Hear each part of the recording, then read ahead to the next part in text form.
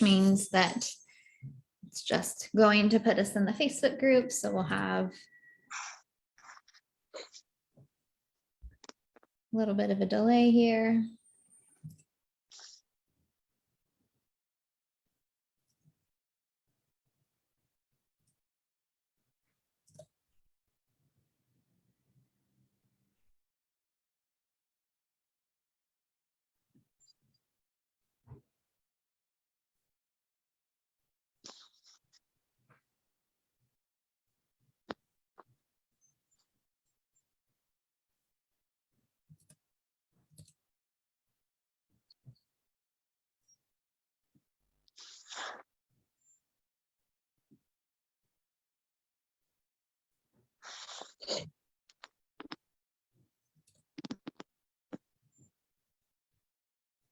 Okay, so let me stop my share and we are all set up on Facebook Live. Thank you for those of you watching in and joining us, and for those of you that are watching this after the fact. I am Sunny Brigham. I'm one of the mentors here at the Nutrition and Herbal Collective, and today we have Sandy Stevens. Sandy Stevens is one of our active interns in the program right now. And today we're just going to talk a little bit about the upcoming CNS exam. Sandy took the exam in December and passed. And so now she's just finishing up her hours for the CNS designation. And so since Sandy has taken the exam and passed, we're going to do a little Q&A with Sandy. And then I have some feedback from another one of our interns that also took the exam in December. She was unable to be with us today because she does have a client at this time, but she sent me in her feedback. So I will read that to you at the end. If you have any questions for myself or for Sandy, you can always pop them in the comments. And as we go through, I'll be happy to read those out and answer those as well. Okay, so the first question for Sandy is, let's see, now that you're seeing clients, and I know that you were seeing clients before as well, do you feel like seeing clients and being in a clinical setting helps you to prepare for the exam? Absolutely.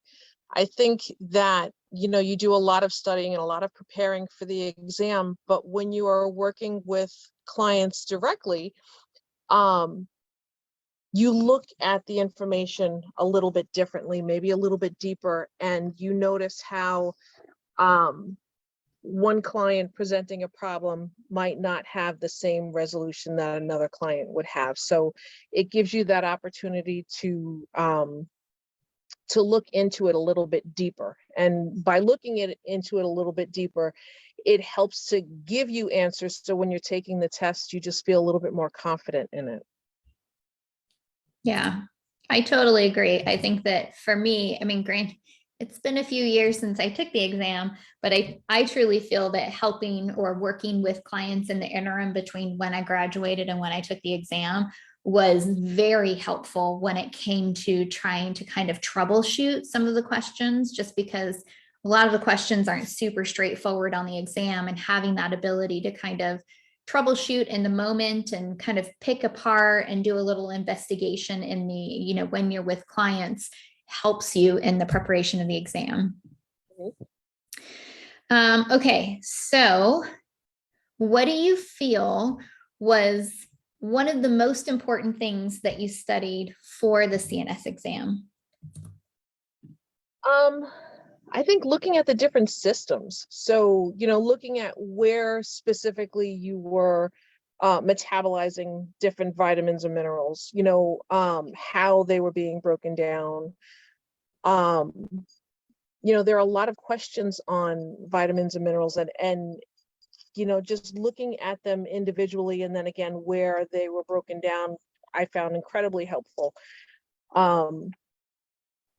I also love that, in the program, there was a lot of information that maybe I hadn't dealt with specifically with clients. So that helped me out tremendously.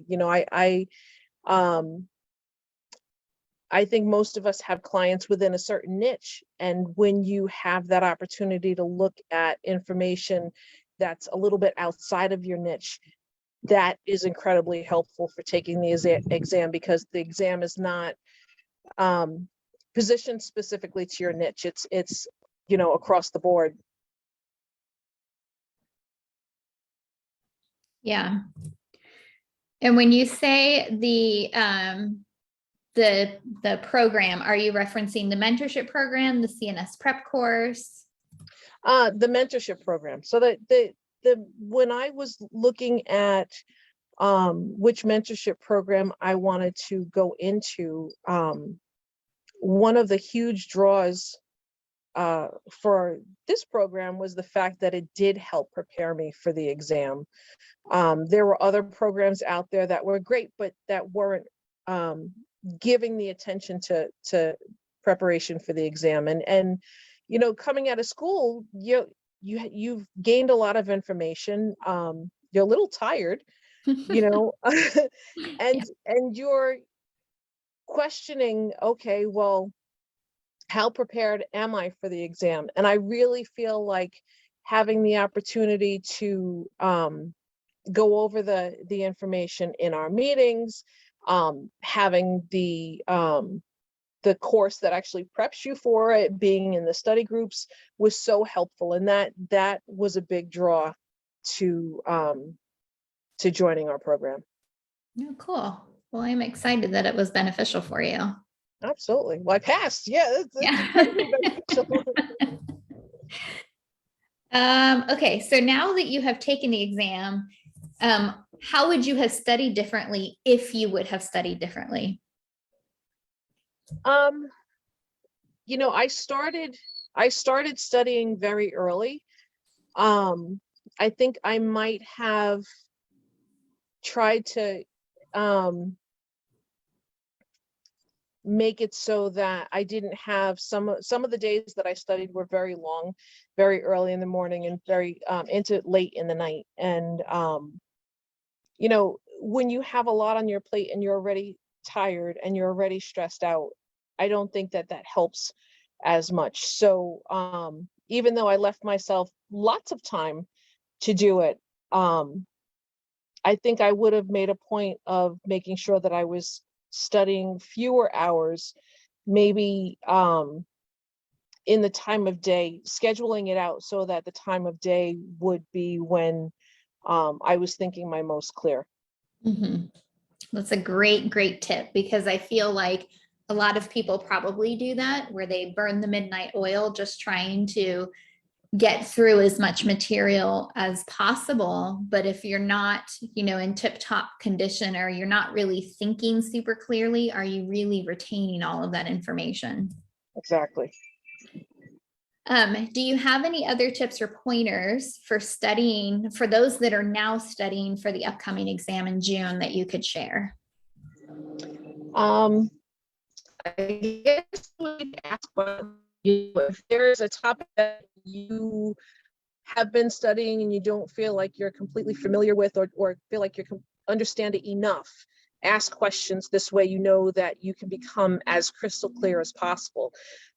Some of the questions on the exam are not, don't feel as clear. So I think the more comfortable you are with the material, the easier it will be to navigate through the questions. Yeah, good. I like that. Yeah, I think the CNS exam is notorious for being clear as mud. The questions Exactly. I mean, I feel like it's probably always been that way, and I understand it, right? They want to, really assess critical thinking when it comes to, serving patients or clients. So I totally get it, but it's, they definitely don't make it easy. That's for sure. No, there's, I would say that everyone that has passed the exam has absolutely worked hard and has earned it. Yeah. I agree. It's a difficult exam, and quite honestly, I feel like it's becoming more and more difficult as time goes on. Good luck to the next group that goes through. Absolutely. They've got this. They can do it. They absolutely can do it. They can do it. Everybody can do it. Okay, so I don't have any other questions for you, Sandy. I just wanted to take a moment to, the other person, Linda, Linda Buitrago was going to be here, but like I said, she had a client. She did send us some feedback about the exam and studying, and kind of along the lines of some of the questions that I had asked Sandy. So I just want to take a moment to read Linda's feedback as well.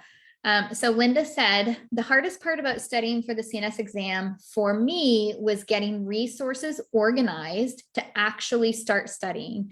I'd been out of school for 10 years, so I felt like I'd forgotten a lot despite being in practice. I mean, how often do you share the details of the tricarboxylic acid cycle to your clients, which, you know, often you don't. And she says, hint, don't scare them with that. While I did find a CNS study group on Facebook, it was pretty overwhelming to getting started. The group of the 5 of us took a couple of months to get into a routine. In contrast, the Nutrition and Herbal Collective program does take care of organizing that for you so that you can just dive right into studying. I wish I had started with this program, but I'm grateful that it came along when I needed it. The framework of the CNS prep course and its modules were really helpful. She said, for one thing, I had no idea that there might be insurance-based questions on the exam. So I would have been unprepared for those types of questions. So it's, we try to, you know, create a framework around all of the potential areas based on the core requirements from the BCNS. On the physiology and biochem side, the Nutrition and Herbal Collective program kept me from getting into the overwhelm of trying to study everything. And I think I'm just going to pause here for a moment and just kind of interject my 2 cents. And I did this when I studied as well, as I feel like you could study for months and months and months and months and months and still not know enough to accurately pass the exam, because there's so many parts and moving pieces that you could potentially study. And it becomes a really stressful event, and it can become very overwhelming. And so we try to kind of streamline where we think people should spend the majority of their time studying. And then Linda says, this program did a great job of keeping me on track of the fundamentals while guiding me to dive into some of the more rare metabolic dysfunctions that you may not come in contact with. I found the videos recorded and the videos from other sources to be useful in remembering the concepts. Sometimes in these intense weeks of studying, I'd get tired and appreciated getting the information in a format that I could just sit back and watch. And that was a great way to jumpstart my motivation on those days to keep the studying momentum going. It was daunting to hear how difficult the CNS exam is, even with the low scores that are needed to pass. And what she's referencing to there is the CNS exam requires a 70% pass rate, but if they toss out questions, that decreases the pass rate down into the 60s and sometimes 50s if it's a new iteration of the exam. She said, I passed the exam with high scores on my first attempt. She says, whew, don't waste 2 months of studying time like I did. She really enjoyed the CNS prep course that we put on, and she felt like it saved a lot of frustration in getting organized for her so that she could just spend her energy on actual studying. And all of the core requirements, she actually shared her test scores. And all of her core requirements, there's a minimum passing of 70% overall on the test. In each section, she got at least 75% across the board. So she did pretty well. Well, very well on the exam. But if I could give one tip, and like I mentioned earlier, it's been a while since I've taken the exam, but if I could provide one tip, I would say not trying to study all the things, study the things that are going to make up a large portion of the exam. Because if you try to study and memorize, you know, pages and pages and pages of minutia of something that maybe only 2 or 3 questions are going to pop up from that area, that's not really a quality use of your studying time. You really want to spend your time in the areas where there's going to be 20 or 30 questions out of the pages and pages and pages of information. So you want to study where it's going to be a better use of your time and effort in applying those processes or memorization or whatever works best for you, than in the areas that you're not really going to see a lot of questions. And the BCNS has it, available based on the percentage of questions that come from particular areas. And that's how we formulated the CNS prep, is we took which areas or those percentages of those areas where most people are likely going to see more questions. All right. Well, Sandy, did you have anything else that you wanted to add, or any tips or any last minute things you wanted to put out there? Not to put you on the spot or anything. Like I said, I just found that when I was looking for a mentorship program, it was really nice to know that I had the support, that I could ask questions. And again, if you don't feel crystal clear on some specific information, ask the questions, find out, become as clear as you can, because that's how you know that you've got the better understanding of it, you've got the full grasp of it. And when you're asked questions about it, if you don't know the answer off the top of your head, you're able to break it down. Yeah. Awesome. Well, thanks so much for joining us today. I really appreciate you taking some time out of your afternoon to have a little chat with us. And I hope you enjoy the rest of your day. You too. I will. Thanks. Have a good afternoon. You too. Bye-bye.